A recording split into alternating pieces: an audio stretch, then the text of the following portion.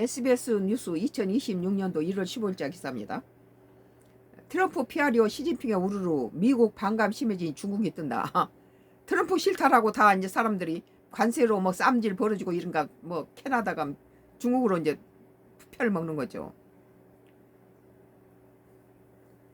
내가 볼 때는 오히려 중국이 포용력이 있죠. 중국이 더 포용력 있어요. 썬가 크루스 나의 정치 코멘트를 하겠습니다. 마크 카니 캐나다 총리가 어제 14일 베이징에 도착해 3박 4일 공식 방중 일정을 시작했습니다. 오늘은 리창 중국 국무원 총리와 자오러지 중국의 인민대표대회 상무위원장을 접견했고 내일은 시진핑 중국 국가주석과 정상회담이 예정돼 있습니다. 캐나다 총리 방중은 2017년 말 이후 8년 만인데 그간 냉랭했던 중국과 캐나다 관계가 트럼프 미 대통령 때문에 반전의 계기를 맞게 됐다는 평입니다. 트럼프하고 지금 많이 지금 상태가 안 좋은 나라들이 이제 중국 쪽에 손을 지금 붙잡고 있는 거예요. 양국 관계는 뭐 트럼프는 동맹도 다 무시해버리고 동맹에 뭐 덴마크 것도 다 뺏어먹겠다고 그러는데 앞으로 트럼프가 우리나라 평택기지 또 달라고 또 총 쏘겠다고 그러면 참 골치 아픈 일이에요 이게. 트럼프 믿을 수 있어요?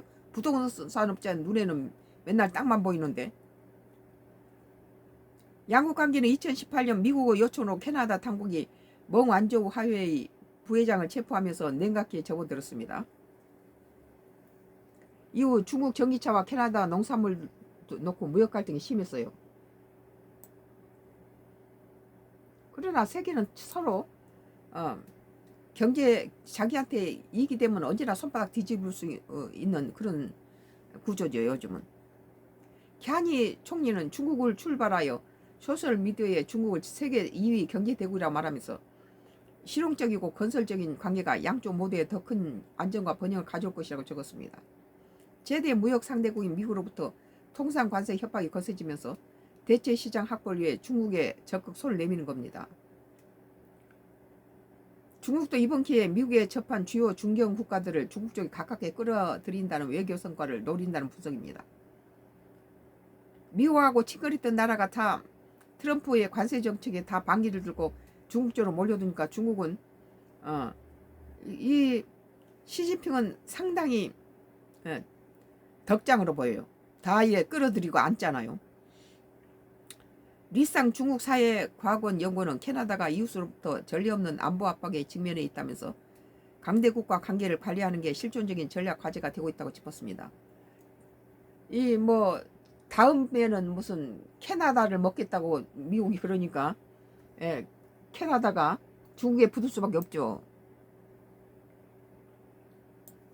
캐나다뿐 아니라 다른 나라 정상들은 중국 행도 속속 이어지고 있습니다. 지난 4일 미알 마틴 아일랜드 총리가 중국을 찾았고 이번 달에는 키어 스타머 영국 총리, 다음 달엔 메르츠 동일 총리의 방중에 예정돼 있습니다. 블룸버그 통신은 예일 토머스 아시아 소사이어티 정책연구소 중국 분석센터 연구원의 말을 이용해 트럼프 대통령이 서방 세계 전반에 뒤처질지 모른다는 불안감을 촉발하고 있다며 그의 접근법이 다른 지도자들에게 시주석의 교류를 서두르게 만든다고 분석했습니다. 트럼프가 상당히 그 옆에 사람이 동맹까지도 다 떨어지게 만들고 있잖아요.